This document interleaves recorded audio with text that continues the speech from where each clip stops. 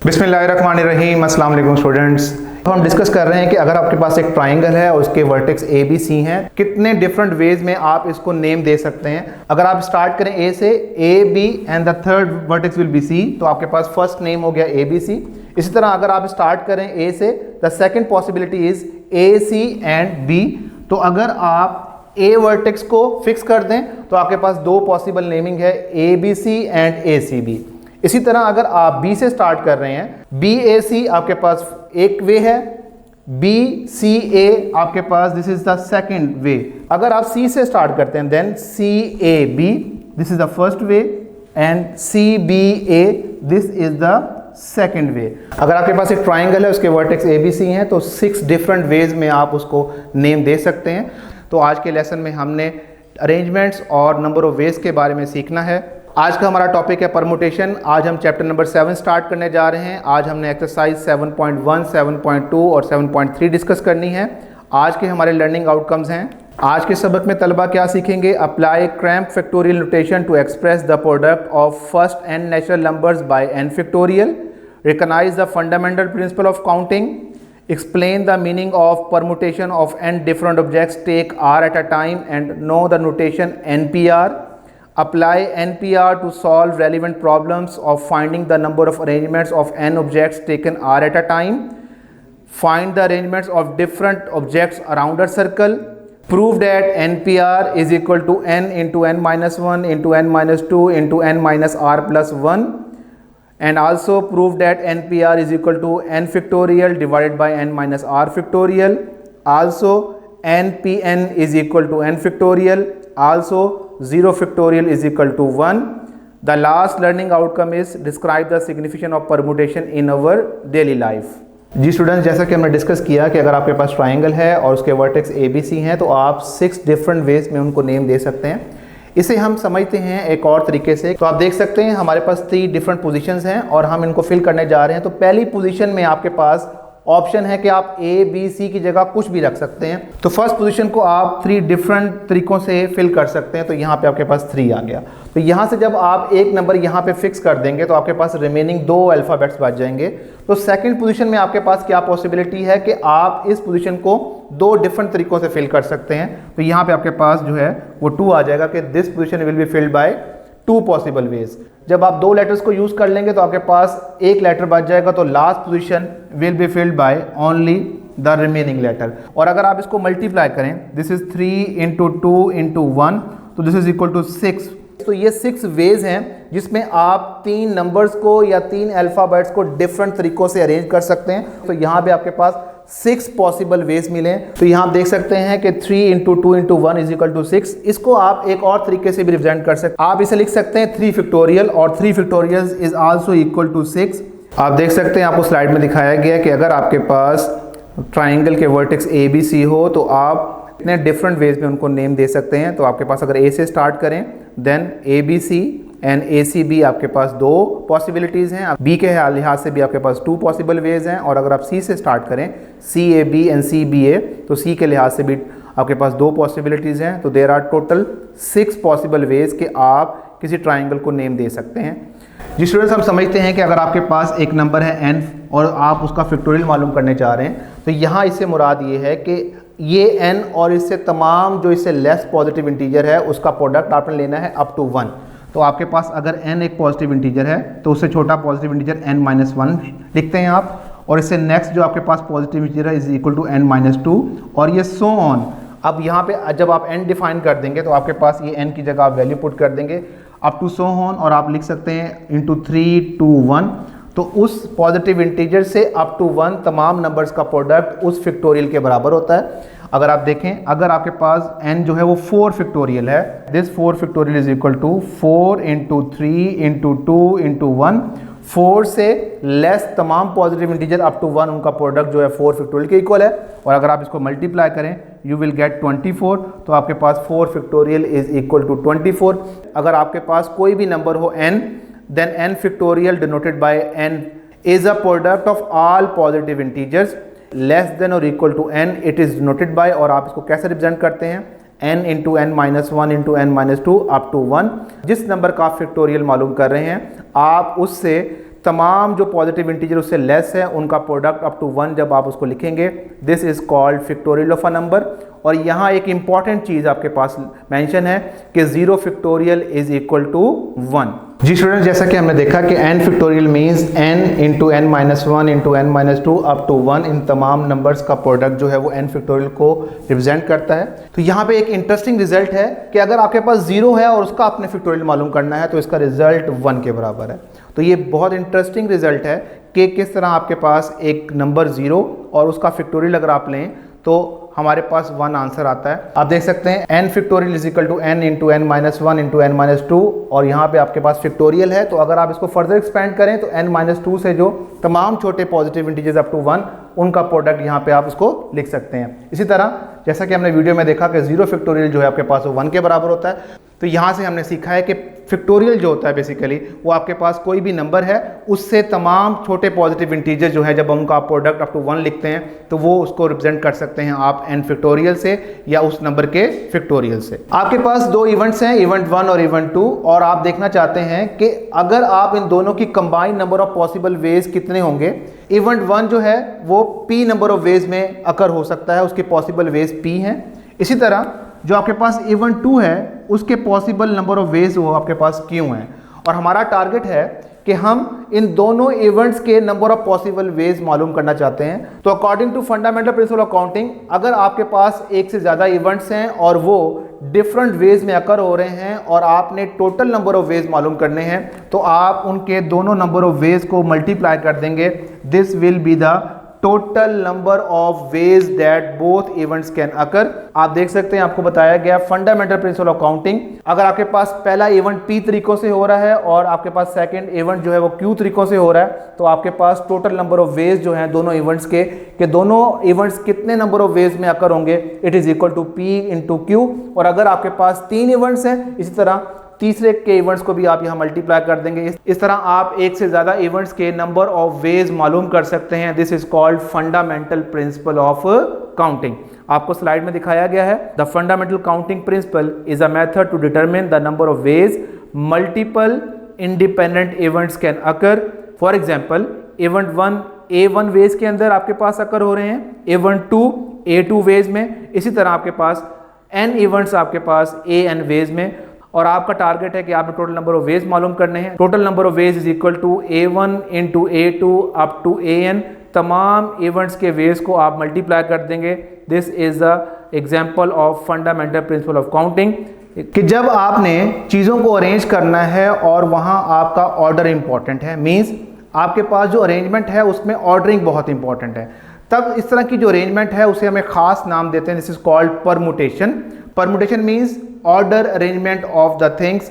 तो यहाँ पे अगर आपके पास n ऑब्जेक्ट्स हैं और आपने उनमें से r जो है वो सिलेक्ट किए हैं एट अ टाइम और आप चाह रहे हैं कि उनको आप अरेंज करें और आप उनको नंबर ऑफ वेज मालूम करना चाहें कि कितने नंबर ऑफ वेज में आप उन चीज़ों को अरेंज कर सकते हैं, तो दिस इज कॉल्ड परमुटेशन। और इसकी रिप्रेजेंटेशन है this is equal to n PR। आप इसको इस तरह रिप्रेजेंट करते हैं, n आपके पास टोटल ऑब्जेक्ट्स हैं, r आपके पास जो आपने सेलेक्ट किए हैं, और यहाँ पे जो r है वो या तो n के इक्वल होगा या n से स्मॉलर होगा।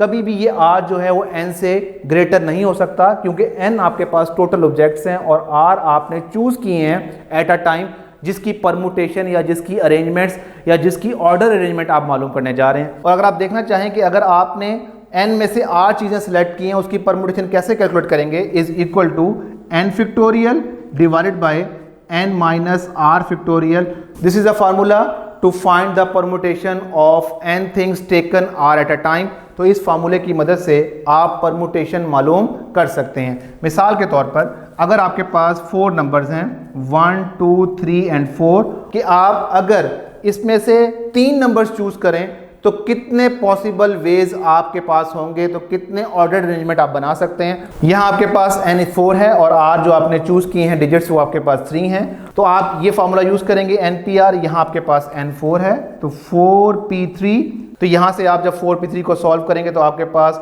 नंबर ऑफ अरेंजमेंट्स आ जाएगी जब आप इन 4 में से 3 नंबर सेलेक्ट करेंगे। कि परमुटेशन को यूज करते हुए आप किस तरह ऑर्डर अरेंजमेंट मालूम कर सकते हैं। Permutation is an order arrangement of n different objects without repetition. The symbol P and R represent the number of permutation of n different objects taken R at a time where R is less than and equal to n। Next slide में आपको दिखाया गया है कि permutation of n objects taken R at a time NPR is equal to n factorial n minus R factorial where n is greater than and equal to R means R जो है वो n के equal भी हो सकता है और n से छोटा भी हो सकता है। जी स्टूडेंट्स, आप देख सकते हैं आपको यहाँ पे दिखाया गया है लीनियर परमुटेशन, जैसा कि हमने डिस्कस किया। अगर आपके पास n ऑब्जेक्ट्स हों और आपने R उसमें से चूज किए हों, then the permutation of n objects taken R at time is equal to n factorial divided by n minus R factorial. तो आपके पास ये फार्मूला है परमुटेशन को मालूम करने का, and this is also called linear permutation. और ये आपके पास एक, अब हम डिस्कस करने जा रहे हैं permutation of things not all different. Means अगर आपके पास एक से ज्यादा चीजें हैं जो एक जैसी हैं और आप उनकी परमुटेशन मालूम करना चाहते हैं, तो क्या हम सेम फार्मूले के जरिए उनकी परमुटेशन मालूम कर सकते हैं। आइए इसे समझते हैं हम एक छोटी सी एग्जांपल से। आपके पास एक वर्ड है कनाडा, आप देख सकते हैं इसमें CANADA। यहाँ आपके पास जो A है वो 3 टाइम्स रिपीट हो रहा है, तो आपके पास this is A, this is also A, this is also A। अगर आप इनकी डिफरेंट परमुटेशन बनाएं, अगर आप एज को आपस में चेंज करें, तो हम देखते हैं क्या हमारे पास एक नया वर्ड बनता है। तो आपके पास दिस CND ये आपके पास एज इट इज है और मैं एज को आपस में इंटरचेंज कर रहा हूं। यहाँ पे जो A आपके पास N और D के दरमियान था उसे मैंने पहले लिख दिया। जो आपके पास दिस A है आपके पास जो C के बाद है उसे मैं N और D के दरमियान लिख रहा हूँ, और जो आपके पास लास्ट A है वो एज इट इज़ मैंने लास्ट पोजीशन पे रखा है।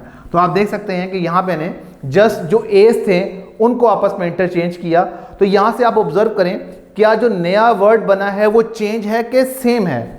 तो यहाँ से आपने देखा कि जब आपके पास सेम अल्फ़ाबेट्स होंगे या सेम नंबर्स होंगे, तो जब आप उनको आपस में इंटरचेंज करेंगे तो जो सिमिलर आपके पास वर्ड्स हैं या सिमिलर लेटर्स हैं या सिमिलर थिंग्स हैं, उनकी तब्दीली से या उनकी पोजीशन चेंज करने से आपकी जो अरेंजमेंट है वो चेंज नहीं हो रही, आपके पास कोई नया लेटर या नई अरेंजमेंट हासिल नहीं हो रही। तो यहाँ हमने सीखना है कि जब आपके पास एक जैसी चीज़ें हों तो उनकी परमुटेशन आपने कैसे मालूम करनी है। तब आप NPR वाला फार्मूला यूज़ नहीं करेंगे और इसकी परमुटेशन मालूम करने के लिए आप एक डिफरेंट फार्मूला यूज़ करेंगे, डिफरेंट टेक्निक के जरिए इसकी परमुटेशन मालूम करेंगे। तो इसकी परमुटेशन मालूम करने के लिए सबसे पहले आप टोटल नंबर्स ऑफ लेटर्स या टोटल नंबर ऑफ थिंग्स या टोटल नंबर ऑफ जो आपके पास ऑब्जेक्ट्स हैं वो काउंट कर लें।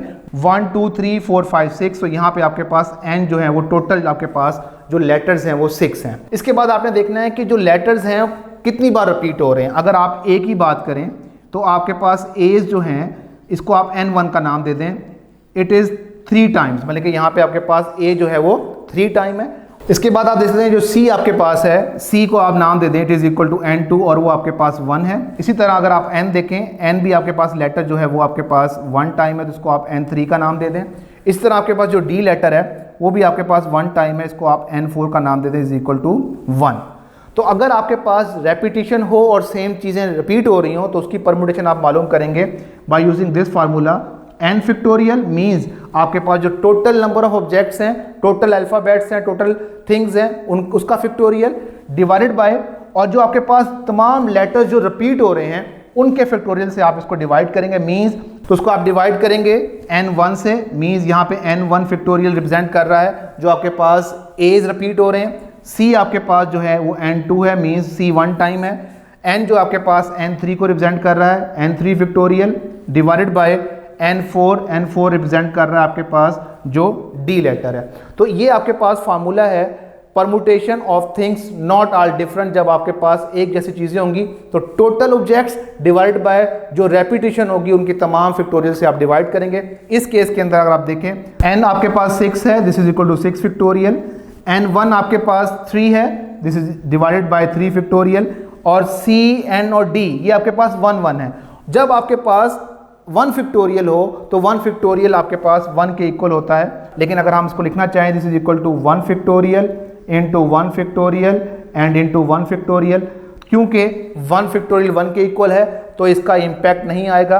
Just 6 factorial divided by 3 factorial अगर इसको सॉल्व करेंगे तो आपके पास नंबर ऑफ पॉसिबल परमुटेशन आ जाएंगी। तो इस तरह जब आपके पास कोई लेटर्स या थिंग्स रिपीट हो रही हो तो उसे आप कहते हैं permutation of things not all different, और उसका फार्मूला है n फैक्टोरियल, टोटल थिंग्स जो आपके पास है उनका factorial divided by n1 factorial, n2 factorial, n3 factorial and so on. जो चीज़ें आपकी रिपीट हो रही उसके फैक्टोरियल से आप डिवाइड करेंगे तो देन आपके पास टोटल पॉसिबल परमुटेशंस या पॉसिबल नंबर ऑफ वेज आ जाएंगे, जो कि एक्चुअल आपके पास अरेंजमेंट है जिसमें आपकी रेपिटेशन नहीं होगी। जी स्टूडेंट्स, आप देख सकते हैं आपको स्लाइड में दिखाया गया how many different arrangements can be made from a letters in the word Canada. तो अगर आप एक की पोजीशन को चेंज करें तो जो आपके पास लेटर बन रहा है वो सेम है, तो एक की पोजीशन चेंज करने से आपके पास न्यू अरेंजमेंट या न्यू लेटर आपके पास हासिल नहीं हो रहा। तो आप ए जो है उसकी रेपिटेशन मीन्स आप 3 फैक्टोरियल से इसको डिवाइड करेंगे तो तब आपके पास एक्चुअल नंबर ऑफ अरेंजमेंट्स आपके पास हासिल होंगी। नेक्स्ट स्लाइड में आपको दिखाया गया है the number of permutation of things not all different. जब आपके पास एक जैसी चीज़ें रिपीट हो रही हों तो उसकी परमुटेशन मालूम करते हैं आप using this formula is equal to n factorials total number of elements divided by n1 factorial, n2 factorial, n3 up to so on. और यहाँ पे n1 n2 आपके पास जो चीज़ें आपकी रिपीट हो रही हैं उनके फैक्टोरियल से आप इसको डिवाइड करेंगे, then you will get the actual number of permutation. जी स्टूडेंट्स, हम डिस्कस करने जा रहे हैं कि अगर आपकी अरेंजमेंट जो है सर्कुलर अरेंजमेंट करनी हो, आपने किसी चीज़ को सर्कल में अरेंज करना हो, तब आप उसकी परमुटेशन किस तरह मालूम कर सकते हैं। क्या आप सेम फार्मूले के जरिए सर्कुलर परमुटेशन को कैलकुलेट कर सकते हैं। आपके पास 4 पर्सन हैं और आपने उनको एक राउंड टेबल पे बिठाना है, तो हम चाह रहे हैं कि हम इनकी परमुटेशन या नंबर ऑफ अरेंजमेंट मालूम कर सकें। तो क्या हम सेम फार्मूले के जरिए इसकी परमुटेशन मालूम कर सकते हैं, या इसकी परमुटेशन मालूम करने के लिए हम कोई डिफरेंट रूल या फार्मूला यूज करेंगे। आप देख सकते हैं स्लाइड में the arrangement of n objects in a circular pattern is given by the formula number of arrangements is equal to n minus 1 factorial। Example in how many ways can 6 person be seated around a circular table. अगर आपके पास 6 person है, आप कितने veg में उनको circular table पे बिठा सकते हैं। Then the answer will be 6 minus 1 factorial is equal to 5 factorial. जी आप देख सकते हैं आपको यहाँ दिखाया गया circular permutation is equal to n minus 1। n minus 1 जब आप n में से 1 माइनस कर देंगे उसका फैक्टोरियल लेंगे, this will be equal to circular permutation. Permutation is basically order arrangements of things कि आप परमुटेशन के जरिए नंबर ऑफ वेज और नंबर ऑफ अरेंजमेंट मालूम कर सकते हैं। इसी के हवाले से एक्सरसाइज 7.2 क्वेश्चन नंबर 7 हम डिस्कस करने जा रहे हैं। एक्सरसाइज 7. क्वेश्चन आपके पास है how many 3 digit numbers can be found by using each one of the digits 2, 3, 5, 7, 9 only once. आपके पास डिजिट्स हैं 2, 3, 5, 7, 9। आपने इनकी मदद से 3 डिजिट नंबर मालूम करना है और आपने इन डिजिट्स को ओनली वंस मतलब कि एक दफ़ा ही यूज़ करना है। तो यहाँ पे हम परमुटेशन को यूज़ करेंगे और नंबर ऑफ वेज मालूम करेंगे कि कितने possible numbers of 3 digit numbers हम बना सकते हैं यूजिंग दीज 5 डिजिट्स। जी स्टूडेंट्स, आप देख सकते हैं हमने क्वेश्चन राइट डाउन किया। हमारा टारगेट है कि हमने 3 डिजिट्स नंबर्स जो हैं वो मालूम करने हैं using one of the digits only once. और हमारे पास जो डिजिट्स गिवन है वो आपके पास है 2, 3, 5, 7, 9। हमारे पास इन डिजिट्स को हमने यूज़ करना है और हमने नंबर ऑफ 3 डिजिट्स नंबर्स हमने मालूम करने के कितने हम 3 डिजिट नंबर्स जो है वो इससे बना सकते हैं। तो यहाँ आपके पास टोटल नंबर ऑफ डिजिट्स हैं 1, 2, 3, 4, 5। तो n इज इक्वल टू 5। आपके पास टोटल नंबर जो हैं वो 5 हैं और आपने 3 डिजिट्स आपने बनाना है नंबर। तो इसका मतलब है आपने इन 5 में से eight a time 3 number select करने हैं। तो यहाँ पे जो आप नंबर सेलेक्ट करते हैं या चूज करते हैं इट इज़ बेसिकली r। तो r आपका 3 होगा क्योंकि आपने 3 डिजिट्स नंबर्स आपने बनाने हैं। तो यहाँ हम परमुटेशन का फॉर्मूला यूज करने जा रहे हैं। As you know permutation of is equal to NPR। आप इस फॉर्मूले को यूज करते हुए 3 डिजिट्स नंबर्स मालूम करेंगे कितने 3 डिजिट्स नंबर्स आप बना सकते हैं यूजिंग दीज 5 डिजिट्स। तो आपके पास यहाँ n5 है और r3 है। तो आपके पास 3 digits number is equal to 5p3। तो अगर आप 5p3 को सॉल्व करें तो आपके पास total number of 3 digits number हासिल हो जाएंगे। एज यू नो NPR वो आपके पास इक्वल है n factorial is divided by n minus r factorial. तो यहाँ आपके पास n है 5 factorial divided by 5 minus 3 factorial.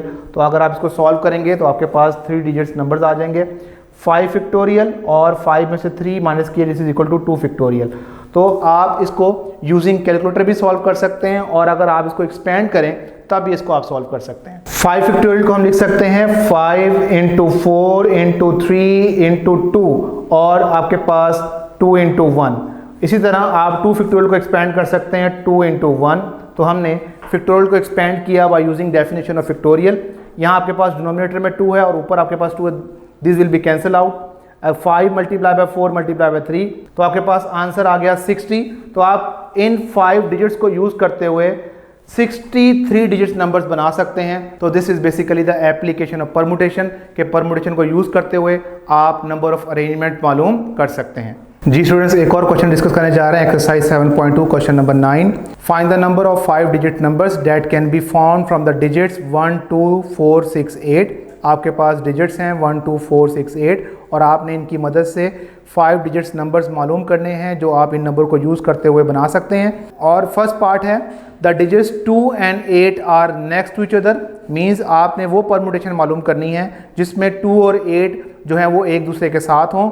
Second part है the digits 2 and 8 are not next to each other, आपने वो तमाम परमुटेशन भी मालूम करनी है जब 2 और 8 not next to each other, जब वो एक दूसरे के साथ ना हों। जी स्टूडेंट, हमने क्वेश्चन राइट डाउन किया। हमारा टारगेट है कि हमने 5 डिजिट्स नंबर्स बनाने हैं और हमारे पास जो नंबर गिवन है 1 2 4 6 8, हमने इन नंबर को यूज़ करना है और हमने 5 डिजिट्स नंबर बनाने हैं। पहला पार्ट आपके पास है, जो कंडीशन आपको गिवन है कि 2 और 8 जो है वो नेक्स्ट टू ईच अदर, मतलब कि ये साथ होंगे।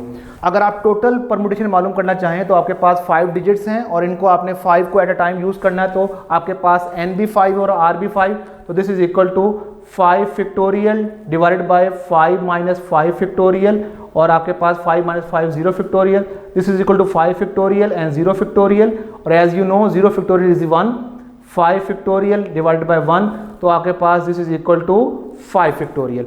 तो यहाँ से आपके पास अगर आप इन 5 डिजिट्स को यूज़ करें और आप 5 डिजिट नंबर बनाना चाहें तो आपके पास this answer is equal to 5 factorial. और 5 फैक्टोरियल अगर आप देखें तो 5 into 4 into 3 into 2 into 1 is equal to 120। तो आपके पास 120 टोटल 5 डिजिट नंबर आप बना सकते हैं अगर आप इन 5 डिजिट्स को यूज़ करें एट अ टाइम।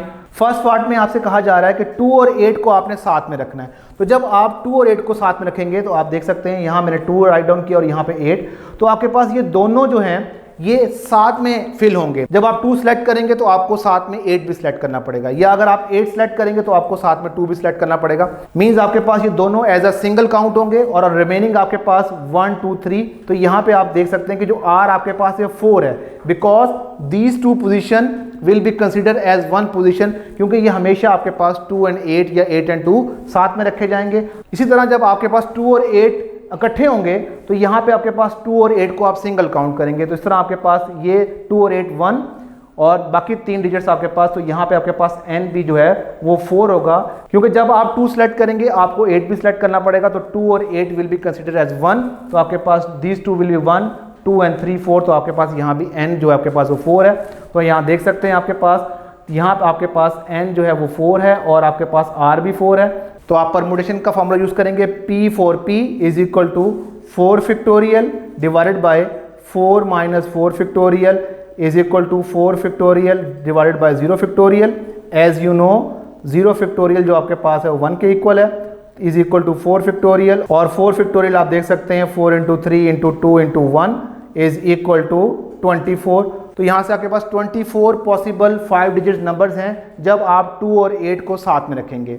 लेकिन एक और कंडीशन भी है, यहाँ आपके पास 2 फर्स्ट पोजीशन पे और 8 बाद में है, लेकिन ये भी कंडीशन हो सकती है कि 8 आप पहले रखें और 2 बाद में रखें, तो आपको इस तरह के 5 डिजिट नंबर भी मिलेंगे जिसमें आपके पास 8 पहले होगा और 2 बाद में होगा। तो इसमें भी अगेन आपके पास R जो है वो आपके पास 4 है और N भी आपके पास क्या है 4, तो आपके पास यहाँ से आपके पास यूजिंग NPR आप यूज़ करेंगे this is equal to 4P4, और अभी आपने फाइंड किया है कि 4P4 को जब सॉल्व करें तो आपके पास इसका आंसर है 4 फैक्टोरियल और इट इज इक्वल टू 24। तो यहाँ से आपने देखा कि जब आप 2 और 8 को इकट्ठा रखेंगे तो आपके पास 2 पॉसिबल वेज हैं कि अगर 2 रखेंगे पहले तो बाद में 8 आएगा, और या फिर अगर 8 पहले होगा तो 2 बाद में आएगा। तो यहाँ आप देख सकते हैं जब टोटल आपके पास 5 डिजिट नंबर्स हैं, जब 2 और 8 आपके पास साथ में है, तो यहाँ से आपके पास 24 दिस एंड 24 दिस, तो आप इन दोनों को ऐड कर देंगे 24 प्लस 24, तो यहाँ से आपके पास आंसर आया 48। तो आपको 48 ऐसे 5 डिजिट नंबर मिलेंगे जिसमें आपके पास 2 और 8 आपस में साथ में होंगे। जी स्टूडेंट्स, एक और क्वेश्चन हम डिस्कस करने जा रहे हैं, एक्सरसाइज 7.2 क्वेश्चन नंबर 2 का part 3। Find the value of n when NP4 ratio n-1p3 is equal to 9:1। हमें गिवन है NP4 ratio n-1p3 is equal to 9:1। हमने इस गिवन इक्वेशन को यूज करना है और हमने यहाँ से n की वैल्यू फाइंड करनी है। जी स्टूडेंट्स, हमने क्वेश्चन राइट डाउन किया है। Question number 2 part 3, NP4 ratio n-1p3 is equal to 9:1। हमें इसे सॉल्व करना है और यहाँ से हमने n की वैल्यू फाइंड करनी है। लेफ्ट हैंड साइड में आपके पास जो चीज़ गिवन है NP4 n-1p3, यहाँ हम परमुटेशन का फॉर्मूला यूज़ करेंगे और इसको हम सिंप्लीफाई करेंगे और सिंप्लीफाई करके हम यहाँ से इसकी n की वैल्यू फाइंड करेंगे। सबसे पहले हमने इस रेशो को फ्रैक्शन की फॉर्म में लिखा है NP4 divided by n-1p3 is equal to 9 divided by 1। यहाँ हम इसे ओपन करने जा रहे हैं by using this formula NPR is equal to n factorial n minus r factorial. यहाँ आपके पास r4 है, this is equal to n factorial n minus r factorial whole divided by, यहाँ आपके पास n जो है वो n-1 है, n-1 factorial divided by n-1 minus 3 factorial, because यहाँ पे r जो है आपके पास वो 3 है और n जो है वो n-1 है, और इज इक्वल टू 9:1 आपके पास राइट साइड पे एज इट इज मौजूद है। यहाँ फर्दर सिंप्लीफाई करते हैं, आपके पास जो न्यूमिनेटर है वो as it is n factorial n-4 factorial, denominator में आपके पास n-1 factorial n-1 minus 3, this will become -4 n-4 factorial. यहाँ आप देख सकते हैं ऊपर वाला जो न्यूमिनेटर है उसके नीचे भी n-4 मौजूद है और डिनोमिनेटर के नीचे भी आपके पास n-4, this will be cancel out. तो न्यूमिनेटर में आपके पास रह गया n फैक्टोरियल और यहाँ आपके पास डिनोमिनेटर में n-1 factorial is equal to 9/1 और यू कैन से 9। यहाँ आपके पास n फैक्टोरियल है, बाय डेफिनेशन n फैक्टोरियल को आप लिख सकते हैं n into n-1 factorial, means मैंने इसे एक नंबर एक्सपेंड किया कि this is equal to n multiply n-1, मतलब कि n से जो छोटा नंबर है उसे मल्टीप्लाई करें, और यहाँ मैंने फैक्टोरियल का साइन यूज़ किया बिकॉज नीचे आपके पास डिनोमिनेटर में n-1 फैक्टोरियल मौजूद था। तो आपने n फैक्टोरियल को लिखा n इंटू n-1 फैक्टोरियल और नीचे आपके पास n-1 फैक्टोरियल मौजूद है, this will be cancel out. After cancellation आपके पास जो है n आपके पास रह गया और राइट साइड पे आपके पास 9 है, तो this is n is equal to 9। तो आपने इस गिवन क्वेश्चन को by using formula of permutation आपने इसको सिंप्लीफाई किया और जो आपके पास टर्म्स को कैंसिल आउट किया, तो यहाँ से आपने n की वैल्यू 9 फाइंड की। तो अगर आप इस क्वेश्चन के अंदर n की जगह 9 पुट कर देंगे, देन इसको सॉल्व करेंगे, then its ratio is equal to 9/1। तो इस तरह आपने यहाँ से n की वैल्यू फाइंड की। जी स्टूडेंट्स, एक और क्वेश्चन हम डिस्कस करने जा रहे हैं, exercise 7.2 question number 3 part 2, prove by first principle. Prove by principle NPR is equal to n-1 PR plus R into n-1 PR-1। आपने शो करना है कि जब आप राइट हैंड साइड को सॉल्व करें तो आपके पास NPR आए, तो ये एक इंपॉर्टेंट रिजल्ट है। आइए हम देखते हैं कि हम इसको किस तरह सॉल्व करते हैं और राइट साइड डेवलप करते हैं। जी स्टूडेंट्स, हमने क्वेश्चन राइट डाउन किया, एक्सरसाइज 7.2 क्वेश्चन नंबर 3 पार्ट 2, और हमने प्रूव करना है कि this result NPR is equal to n-1 PR plus R time n-1 PR-1। जब आप इस राइट हैंड साइड को सॉल्व करें तो आपके पास रिजल्ट आए NPR। तो यहाँ हमने right hand side write down की है और हम इसको सॉल्व करेंगे और हम लेफ्ट हैंड साइड डेवलप करेंगे। अब इस राइट हैंड साइड को by using formula of permutation में सॉल्व करूंगा। जी स्टूडेंट्स, हम इसको सिंप्लीफाई करने जा रहे हैं। n-1 PR is equal to n-1 factorial divided by n-1 minus R। By using this formula आपने इसको एक्सपेंड किया, plus R n-1 factorial divided by n-1 minus R-1 n-R, क्योंकि यहाँ पे n-1 है और R आपके पास R-1 है, यहाँ पे आपने n-R जो है वो राइट डाउन किया।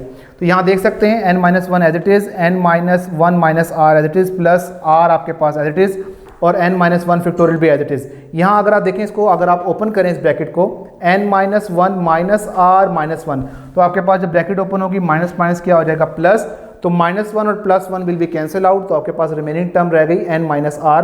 तो डिनोमिनेटर में आपके पास है n-R। अगर आप इन दोनों के डिनोमिनेटर को कंपेयर करें तो यहाँ आपके पास है n-1 माइनस R, और यू कैन से आप इसको लिख सकते हैं n-R-1, मीन्स आपने R पहले लिख दिया और 1 बाद में लिख दिया, क्योंकि दोनों टर्म माइनस में है तो आप इसको अरेंज कर सकते हैं n-R-1, और यहाँ आपके पास मौजूद है n-R। तो अगर आप इससे नेक्स्ट टर्म लिखना चाहें तो आपके पास जो नेक्स्ट टर्म होती है वो -1 की फॉर्म में होती है, तो आपके पास n-R है, तो इससे नेक्स्ट टर्म होगी n-R-1, और जब आप नेक्स्ट टर्म लिखेंगे तो उसके साथ फैक्टोरियल आ जाएगा। तो उसको आपने एक्सपेंड किया n माइनस आर फैक्टोरियल को n minus R into N minus R minus 1। अब आप इन दोनों टर्म्स को कंपेयर करें तो न्यूमिनेटर में आपके पास n माइनस 1 फैक्टोरियल मौजूद है और डिनोमिनेटर में n minus R minus 1 factorial मौजूद है, और डिनोमिनेटर से n माइनस आर माइनस 1 जो है वो कॉमन लूँगा। तो जब मैंने कॉमन लिया आपके पास फर्स्ट टर्म में ये दोनों चीज़ें आपके पास कॉमन आ गई, तो यहाँ आपके पास 1 आ गया। तो सेकंड टर्म में जब कॉमन लिया आपने तो आपके पास r over n minus R जो है वो आपके पास रिमेनिंग टर्म है। अब आप इस आपके पास दो नंबर्स हैं जो कि फ्रैक्शन में है, तो आप इसका एलसीएम लेंगे। आपने एलसीएम लिया n minus R multiply by 1 n minus R plus R. तो यहाँ आप देख सकते हैं कि माइनस आर और plus R will be cancel out, तो आपके पास क्या रह गया, ऊपर आपके पास n और नीचे आपके पास n minus R. This n will be multiply with n minus 1 factorial, this n minus R will be multiply with n minus R minus 1 factorial. अब मैं इसको अरेंज करने लगा हूँ, ये n है और ये n माइनस 1 फैक्टोरियल, तो मैं n को पहले लिख रहा हूँ और n माइनस 1 फैक्टोरियल को बाद में लिख रहा हूँ। इसी तरह n माइनस आर को मैं पहले लिख रहा हूँ और n minus R minus 1 factorial को बाद में लिख रहा हूँ। तो यहाँ आप देख सकते हैं कि n into N minus 1 means n से एक छोटा नंबर है और आगे उसका फैक्टोरियल पड़ा हुआ है। तो इसको मैं अगर क्लोज करना चाहूँ तो मैं इसको लिख सकता हूँ this is equal to n factorial, क्योंकि n into N minus 1 factorial है तो इससे छोटी वैल्यू का फैक्टोरियल पड़ा हुआ है, तो आप इस नंबर का फैक्टोरियल लिख सकते हैं। Similarly n minus R into N minus R minus 1 factorial, n minus R है और r में से एक लेस नंबर हो रहा है और उसका फैक्टोरियल पड़ा हुआ है, तो इसको आप लिख सकते हैं n माइनस आर फैक्टोरियल। तो यहाँ आपके पास रिजल्ट आया है n factorial divided by n minus R factorial. तो जैसा कि हमें मालूम है n factorial divided by n minus R factorial is equal to npr, तो आप इसकी जगह लिख सकते हैं this is equal to npr।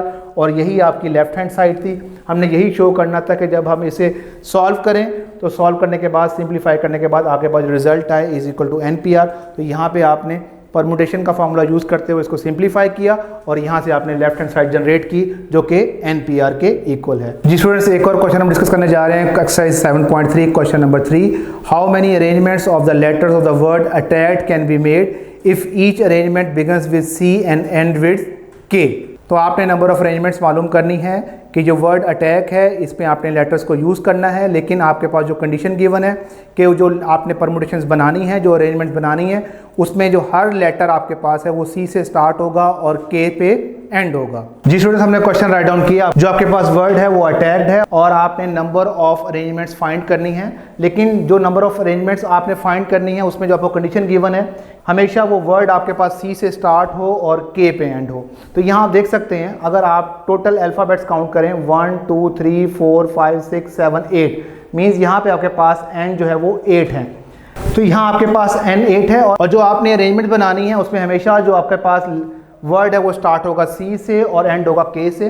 तो यहाँ C और K आपके फिक्स हो गए हैं, मीन्स C और K को आप यूज़ नहीं कर सकते। जब भी आपने परमुटेशंस बनानी है वो C से स्टार्ट होगी और K पे एंड होगी।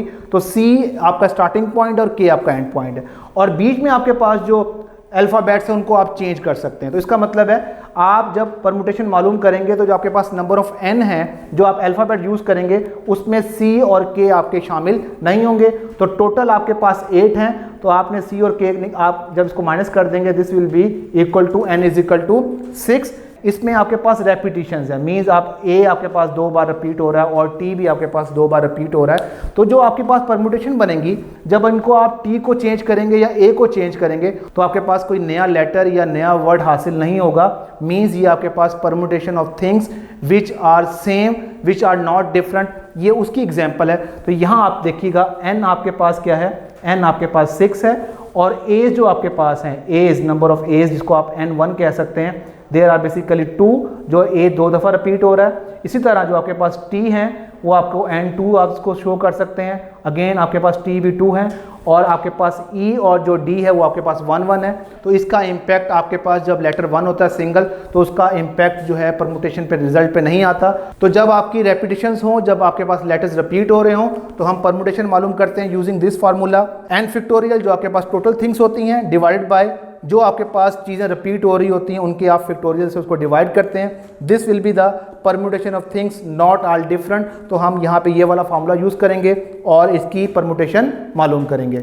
जी स्टूडेंट्स, आप देख सकते हैं n आपके पास 6 है और जो आपके n1 जो है a को शो कर रहा है जो a 2 टाइम्स है आपके पास n1 2, और इसी तरह आपके पास N2T को शो कर रहा है, जो कि अगेन T आपके पास 2 है, तो आप यहाँ पे फार्मूला यूज़ करेंगे एंड टोटल आपके पास जो अल्फ़ाबेट्स हैं डिवाइडेड बाय जो अल्फ़ाबेट्स रिपीट हो रहे हैं N1 factorial divided bye N2 factorial. यहाँ आपने N1 की वैल्यू पुट की, N1 आपके पास 6 हैं, टोटल आपके पास जो लेटर्स अल्फ़ाबेट्स यूज़ कर सकते हैं, और आपके पास A जो है वो 2 फैक्टोरियल और T आपके पास 2 फैक्टोरियल। इसको आप सॉल्व करेंगे, 6 multiply by 5 multiply by 4 multiply by 3 into 2 into 1। Similarly 2 factorial means 2 multiply by 1, again 2 factorial means 2 multiply 1। इसको हम सिंप्लीफाई करते हैं, 2 आपके पास 2 से कैंसिल, 2 1 ज़ा 2, 2 2 ज़ा 4, 6 5 ज़ा 30, 32 ज़ा 60 एंड 63 ज़ा 180। तो आप टोटल 180 अरेंजमेंट बना सकते हैं। जी स्टूडेंट्स, एक और क्वेश्चन डिस्कस करने जा रहे हैं, exercise 7.3 question number 9। Fatima invites 14 people to a dinner. Fatima ने 14 पीपल्स को डिनर पर इनवाइट किया। There are 9 males and 5 females. उसमें 9 मेल्स थे और 5 females who are seated at 2 different round tables, जो कि 2 डिफरेंट राउंड टेबल्स पे उनको बिठाया गया। So that guest of one sex sit at 1 round table, कि आपके पास जो मेल हैं वो एक टेबल पे बैठे हैं और फीमेल जो हैं वो दूसरे टेबल पे बैठे हैं। Find the number of ways in which all guest are seated. आपने फाइंड करना है कि कितने तरीकों से आप उन गेस्ट को बिठा सकते हैं। तो ये आपके पास सर्कुलर परमुटेशन की एप्लीकेशन है। यहाँ पे हम सर्कुलर परमुटेशन का कंसेप्ट इस्तेमाल करेंगे और इसको सॉल्व करेंगे। जी स्टूडेंट्स, आप देख सकते हैं हमने क्वेश्चन राइट डाउन किया। आपके पास 14 पीपल हैं जो कि इन्वाइटेड हैं, उसमें से आपके पास 9 मेल हैं और 5 फीमेल हैं। हमने इनको 2 डिफरेंट राउंड टेबल्स पे बिठाना है। तो आपके पास ये टेबल हमने फिक्स की है मेल के लिए और ये टेबल आपके पास है फीमेल्स के लिए। तो आपके पास ये 9 मेल्स को आपने यहाँ बिठाना है। तो जैसा कि हम जानते हैं कि जब सर्कुलर परम्यूटेशन होती है तो आप एक नंबर को फिक्स करते हैं, तो आपकी परम्यूटेशन होती है n-1। तो यहाँ पे आपके पास अगर 9 मेल्स हैं तो this is equal to 9 - 1 factorial is equal to 8 factorial. 8 factorial show कर रहा है कि इतने वे से आप इन मेल्स को इस सर्कुलर टेबल पे बिठा सकते हैं। और आपके पास 5 फीमेल्स हैं, आपने उनको सेकंड टेबल पे बिठाना है। अगेन 5 फीमेल्स आपके पास 1 2 3 4 5। क्योंकि ये सर्कुलर टेबल है तो अकॉर्डिंग टू सर्कुलर टेबल आपके पास एक जो है वो पर्सन फिक्स होगा। तो this is equal to 5 - 1 factorial is equal to 4 factorial. अब आपके पास मेल्स को बिठाने की परमुटेशन आपके पास 8 फैक्टोरियल है और आपके पास फीमेल्स को बिठाने की परमुटेशन आपके पास 4 फैक्टोरियल है। इतने तरीकों से आप मेल्स को बिठा सकते हैं, इतने तरीकों से आप फीमेल्स को बिठा सकते हैं। और आपसे क्वेश्चन है कि टोटल आपने वेज मालूम करने हैं, तो आप क्या करेंगे, इन दोनों परमुटेशन को आप मल्टीप्लाई कर देंगे। जब आप मल्टीप्लाई करेंगे तो आपके पास टोटल नंबर ऑफ वेज आ जाएंगे कि आप जिस तरीके से मेल और फीमेल्स को अलग-अलग राउंड टेबल पे बिठा सकते हैं। जी स्टूडेंट्स, आपने 8 फैक्टोरियल की वैल्यू मालूम की with the help of calculator. It's equal to 40320। इसी तरह आपने 4 फैक्टोरियल की वैल्यू मालूम की, इट इज इक्वल टू 24। आप इन दोनों को मल्टीप्लाई करने जा रहे हैं, then the result will be 967680। ये आपके पास टोटल नंबर ऑफ वेज हैं जब आपने मेल्स और फीमेल्स को डिफरेंट टेबल्स पे आपने बिठाया है। तो this is application of circular permutation. तो जब आपने किसी थिंग्स को अरेंज करना हो सर्कुलर, तब आप यूज़ करते हैं n-1 फैक्टोरियल वाला फार्मूला और इसके ज़रिए आप नंबर ऑफ परमुटेशन मालूम करते हैं। जी स्टूडेंट्स, आज के लेसन में हमने सीखा कि फैक्टोरियल से क्या मुराद है और फंडामेंटल प्रिंसिपल ऑफ काउंटिंग से क्या मुराद है। परमुटेशन को यूज़ करते हुए ऑर्डर अरेंजमेंट मालूम करना सीखा। इंशाल्लाह नेक्स्ट लेसन में हम एक नए टॉपिक के साथ हाजिर होंगे। अल्लाह हाफिज़।